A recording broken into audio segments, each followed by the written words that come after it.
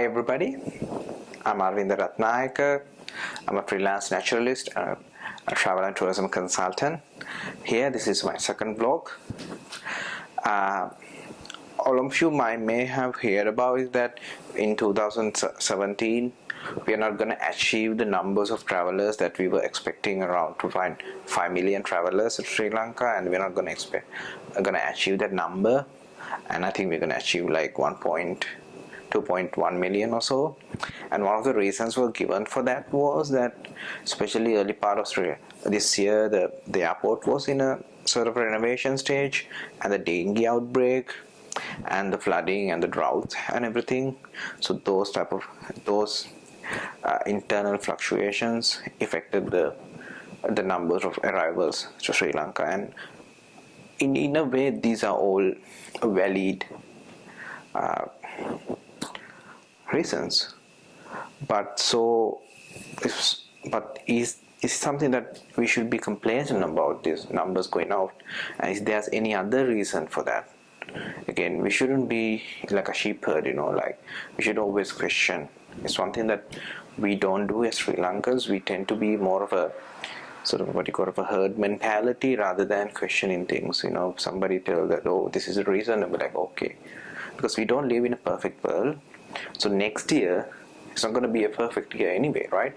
Next year we might say, okay, it's going to be all perfect and we're going to have like 2.8 million. It's not going to happen because externally there's lots of things like Korean War can happen, India or China can have a problem, the Middle East is having a problem. There's a lot of our transit passengers coming through Middle East.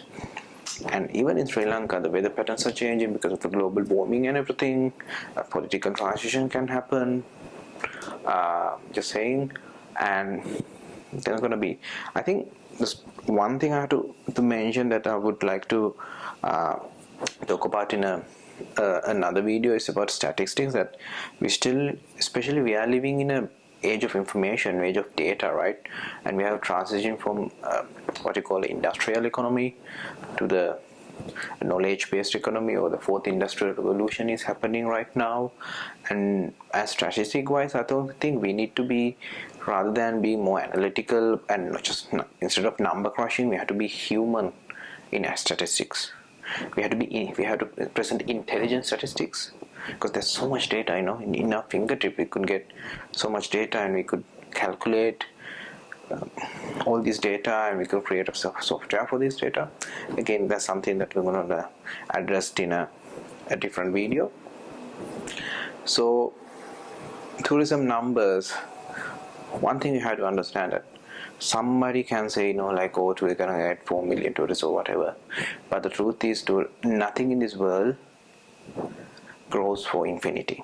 Nothing is going to go like this. Everything goes up, has to come down. That's a universal truth. That's a truth for tourism, that's a truth for life, that's a truth for everything. So one thing we have to understand is there's a thing called a life cycle of tourism. And this is kind of similar to any sort of a business product we talk about. In tourism, we have these 4 stages of tourism, which we call, the first is discovery stage, when a new destinations get to open up to the world. And then we have the launch stage, where the new destinations become very famous. Because of that, a lot of tourists started to come by, and the investors from local and the foreign investors start to come by to get the fruit out of it. And then the stagnation or the maturity. So lots of investors, lot of tourists will come up, and then certain amount of maturity will happen. Then that stage, the growth will become steadier and steadier, and then the 4th stage is declining. So this is the universal truth that we have to embrace upon. So I think what we are seeing is, we are actually seeing the first stage of maturity in Sri Lanka tourism.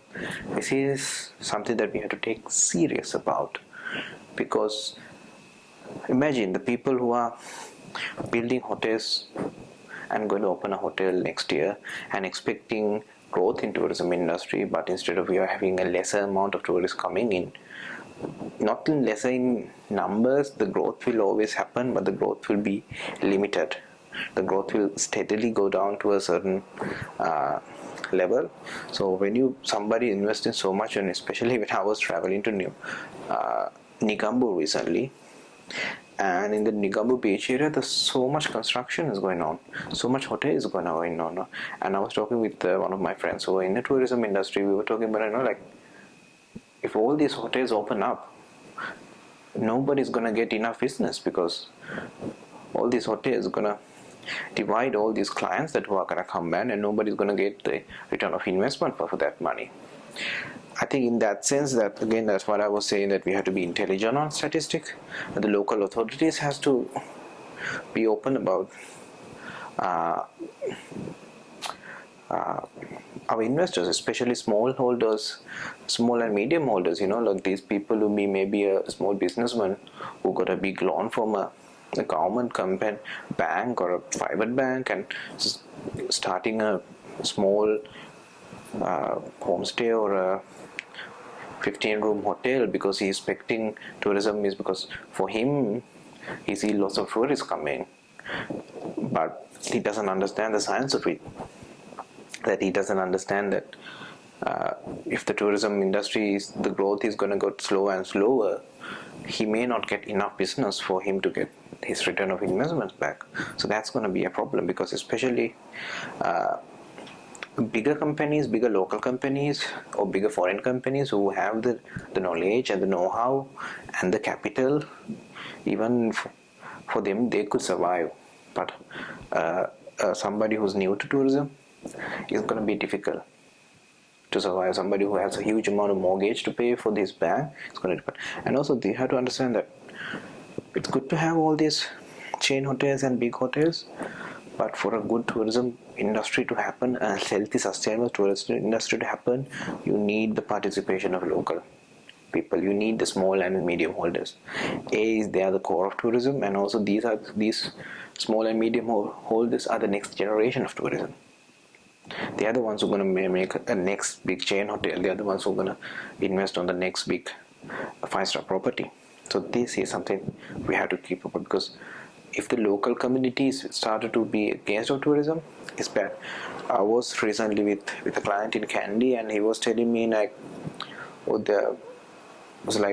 is Aravind, the tourism numbers are going down, because everybody is saying the tourism numbers are going down, but we are seeing less and less amount of tourists.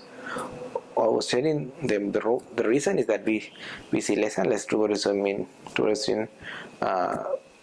hotels is not because we not having enough tourism. We do have a lot of growth, but just now we have so much properties, so much travel agents and everything, that the piece of cake is the slices of cake that we are getting from tourism is getting smaller and smaller and smaller and smaller. So a hotel that done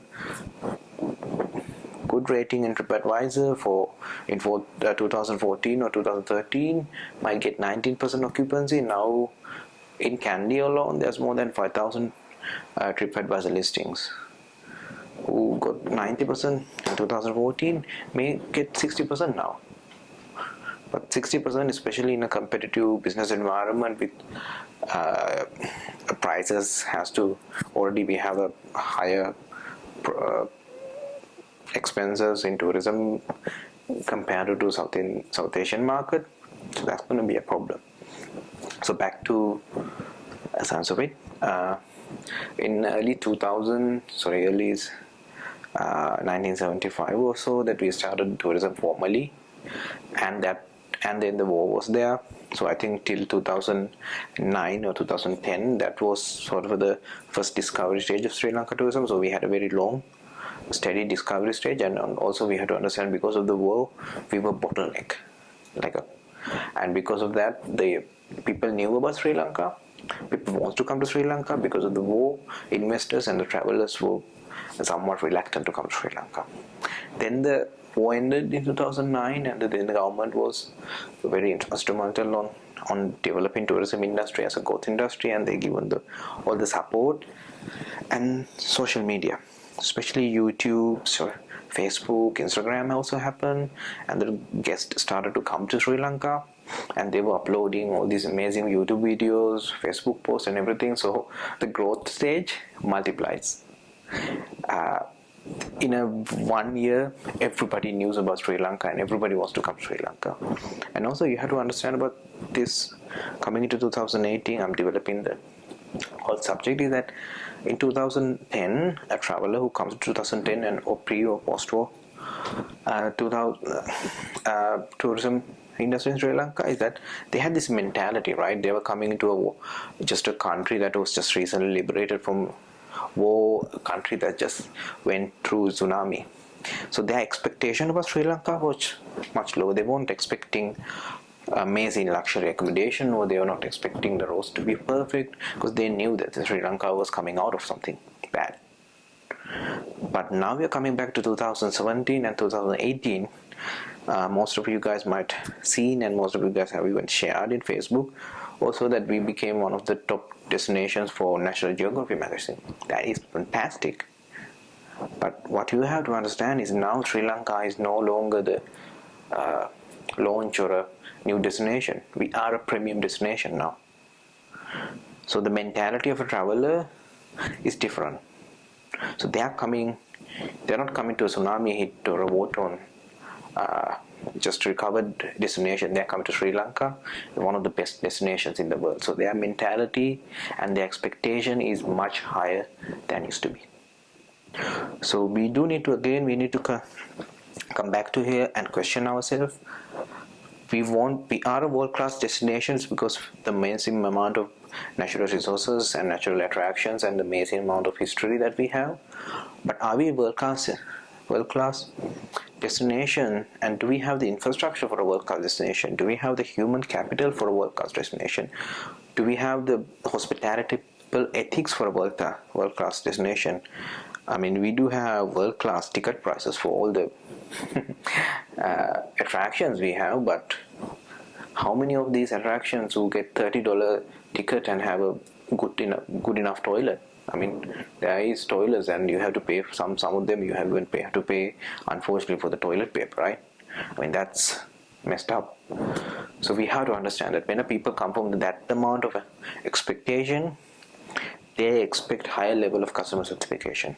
So that is a problem that I don't think we are answering in a very successful way.